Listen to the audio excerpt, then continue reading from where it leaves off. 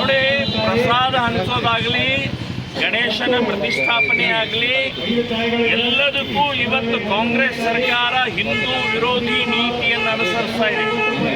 So ಪ್ರಸಾದ ವಿತರಣೆಗೆ ನಮಗೆ ಮಾತ್ರನಾ ಇದು ನಮಗೆ ಹಿಂದೂಗಳಿಗೆ ಮಾತ್ರ ನೀವು ನಿಮ್ಮ ಪ್ರಸಾದ ವಿತರಣೆಯ ರಿಸ್ಟ್ರಿಕ್ಷನ್ ಇರುವಂಥದ್ದು? ಇದು ನಾವು ಒಪ್ಪೋದಿಲ್ಲ. ಯಾವುದೇ ಸಂದರ್ಭದಲ್ಲಿ ಕಾನೂನು ಅಥವಾ ನಿಮ್ಮ ನಿಯಮಗಳು ಸಮಾನವಾಗಿರಲಿ. ಸೆಕ್ಯುಲರ್ ಅಂತ ಹೇಳ್ತಾರೆ. ಸೆಕ್ಯುಲರ್ ಅಂತಂದರೆ ಹಿಂದೂ ವಿರೋಧಿನೇ ಸೆಕ್ಯುಲರ್ನಾ? ಸೊ ನಾವು ಇದನ್ನು ಒಪ್ಪೋದಿಲ್ಲ. ಸಮಾನವಾಗಿ ಮಾಡಿದರೆ ನಾವು ಒಪ್ತೀವಿ ಅಂತ ಸೆಂಟ್ರಲ್ ಗೌರ್ಮೆಂಟ್ ಕಳೆದ ವರ್ಷ ಸರ್, ಈ ವರ್ಷ ಕಳೆದ ವರ್ಷ ಬಿಟ್ಬಿಡೋಣ. ಹಚ್ಚಿ ವರ್ಷ ನಿಮ್ಮದು ಬಿಜೆಪಿ ಸರ್ಕಾರ ಇತ್ತು, 10 ಗಂಟೆಗೆ ಡಿಜೆ ಬಂದ್ ಮಾಡ್ತೀವಿ, ಯಾರೊಬ್ಬರು ಮಾತಾಡಲಿಲ್ಲ. ನೋಡಿ, ಬಿಜೆಪಿಯವರೇನು ಸಾಚ ಅಲ್ಲ, ಬರೀ ಹಿಂದೂಗಳನ್ನು ಉಪಯೋಗ ತೋರ್ತಾ ಇದ್ದಾರೆ ಅಷ್ಟೇ ವಿನಃ.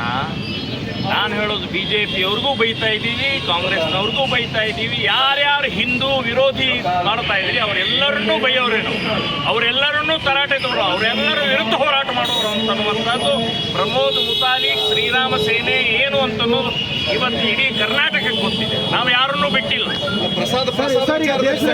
ನಿಯಮ ಮಾಡಿದ್ದಾರೆ ಸರ್, ದೇಶದಲ್ಲೇ ಬಿಜೆಪಿ ಸರ್ಕಾರ ಇದೆ, ಯಾಕೆ ಬಂದು ರೂಲ್ಸ್ ತರಬಾರ್ದು? ಈ ಮೈಕ್ ಸೌಂಡ್ ಬಂದಂಗೆ ಯಾವುದು ಮೈಕ್ ಸರ್, ಮಸೀದಿ ಮೇಲೆ ಮೈಕ್ ಸೌಂಡ್ ಯಾಕೆ ಮಾಡಬಾರ್ದು ಅಂತ ನೀವು ಮೋದಿ ಬಗ್ಗೆ ಪ್ರಚಾರ ಮಾಡಿದವ್ರು ನೀವೇ. 100ಕ್ಕೆ 100 ಕೇಂದ್ರ ಸರ್ಕಾರಕ್ಕೂ ಕೂಡ ಇದರ ಅಜಾನ್ ಸಂಬಂಧಪಟ್ಟಾಗೆ ಗಮನಕ್ಕೆ ತರ್ತೀವಿ. ಕೇಂದ್ರ ಸರ್ಕಾರಕ್ಕೆ ನಾವು ಒತ್ತಾಯವನ್ನು ಮಾಡ್ತೀವಿ, ಆಗ್ರಹವನ್ನು ಕೂಡ ಮಾಡ್ತೀವಿ. Okay sir. ಗಣೇಶ ಪ್ರತಿಷ್ಠಾಪನೆಯಲ್ಲಿ ಶ್ರೀರಾಮ ಸೇನೆ ಭಾಳ ಮುಖ್ಯ ಪಾತ್ರ ವಹಿಸುತ್ತೆ. ಇತ್ತೀಚೆಗೆಲ್ಲ ಸೈಡ್ ಲೈನ್ ಆಗ್ತಿದೆಯಾ ಅಂತ ಮೆರವಣಿಗೆಯಲ್ಲಿ ಕೂಡ ತಾವು ಬರಲಿಲ್ಲ, ನಮ್ಮ ಕಾರ್ಯಕರ್ತರು ಅಷ್ಟಾಗಿ ಕಾಣಿಸ್ಕೊಳ್ಳಿಲ್ಲ, ಬರೀ ರಾಜಕೀಯಕ್ಕೆ ಮಾತ್ರ ನೋಡಿ, ಒಂದು ಸ್ಟ್ರಕ್ಚರ್ ಇದೆ, ಒಂದು ಕಮಿಟಿ ಇದೆ.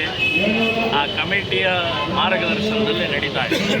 ಸೊ ನಾವು ಮೆರವಣಿಗೆಯನ್ನು ಭಾಗವಹಿಸದೇ ಇರೋದು ಅದಕ್ಕೇನು ಯಾವುದೇ ತಪ್ಪು ಅಭಿಪ್ರಾಯ ಏನು ಬೇಡ. ನಾವು ಇಲ್ಲಿಂದ ನಾನು ಇವತ್ತಿಗೂ ಕೂಡ ನಾನು ಇಲ್ಲಿಂದ ಚಪ್ಪಿಗೆ ಹೋಗ್ತಾ ಇದ್ದೇನೆ. ಚಪ್ಪಿದು ಕೂಡ ಇವತ್ತೇ ಬಿಡುಗಡೆ ಆಗೋದು. ಸೊ ಹೋದ ಸಲನೂ ನಾವು ಚಪ್ಪಿಗೆ ಹೋಗಿದ್ದೀನಿ, ಚಪ್ಪಿ ಗಣೇಶ ಉತ್ಸವಕ್ಕೆ ಹೋಗಿದ್ದೀನಿ. ಸೊ ಇಲ್ಲಿ ಯಶಸ್ವಿ ಆಗಲಿ ಅಂತನ್ನುವಂಥ ಹಿನ್ನೆಲೆಯಲ್ಲಿ ನಾನು ಹೇಳ್ತಾ ಇದ್ದೀನಿ, ನಮ್ಮಲ್ಲಿ ಯಾವುದೇ ರೀತಿಯ ಭೇದ ಭಾವ ಇಲ್ಲ, ನಾವೆಲ್ಲ ಒಟ್ಟಾಗೇ ಇದ್ದೀವಿ.